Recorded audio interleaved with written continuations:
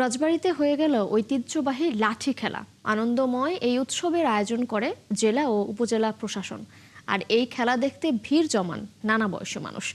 Mobile আসক্তি ও মাদক থেকে নতুন প্রজন্মকে দূরে রাখতে এমন আয়োজন ভূমিকা রাখবে বলছেন দর্শক ও আয়োজকরা। মেহেদী হাসানের তথ্য ছবিতে প্রতিবেদন।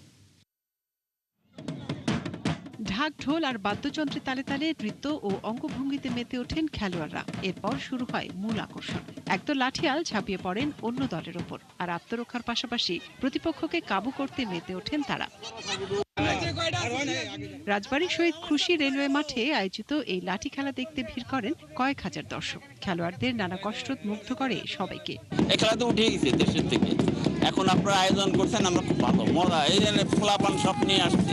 মানুষের জন্য খুব কৌতূহল এবং আনন্দদায়ক একটা উপভোগ অনুষ্ঠানের আয়োজন করা হয়েছে রাজবাড়ী জেলা প্রশাসকের পক্ষ থেকে। এখন সবার ফোলাপান এলে মোবাইল নিয়ে ব্যস্ত থাকে, এই লাঠি খেলাটা সবার ভিতরে থাকে, তাহলে আপনি দেখছে যে মোবাইলে আসক্ত থাকবে না। খেলোয়াড়রা জানান, একসময় জমিদারি প্রথা আর চর দখলে কদর থাকত লাঠিয়ালদের, তাই ঘটা করে চলত প্রশিক্ষণ ও আয়োজন। বংশ পরম্পরায় সেই ঐতিহ্য ধরে রেখেছেন তারা। এই খেলাটা পুরোপুরি চালালে মাদক আপনি বন্ধ হবে, আর আমরা এই খেলার সাথে জড়িত থাকলে তখন আর মাদকের দিকে কেউ যাবে না।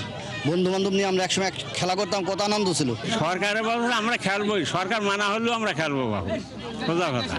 সরকারের কামি তার আমি খাবো নয়, আমার আনন্দ তার সরকার নিয়ে যায়। সরকারের সহযোগিতা চাই।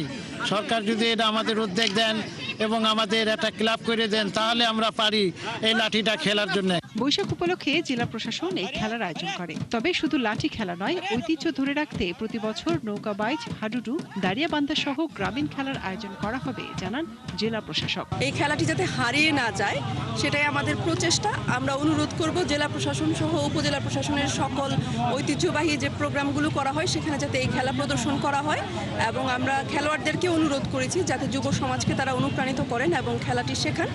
শহরের ব্যস্ত জীবন, মোবাইল আসক্তি আর মাদক থেকে নতুন প্রজন্মকে দূরে রাখতে এমন আয়োজন সবসময় হওয়া উচিত বলে মনে করেন এলাকার মানুষ।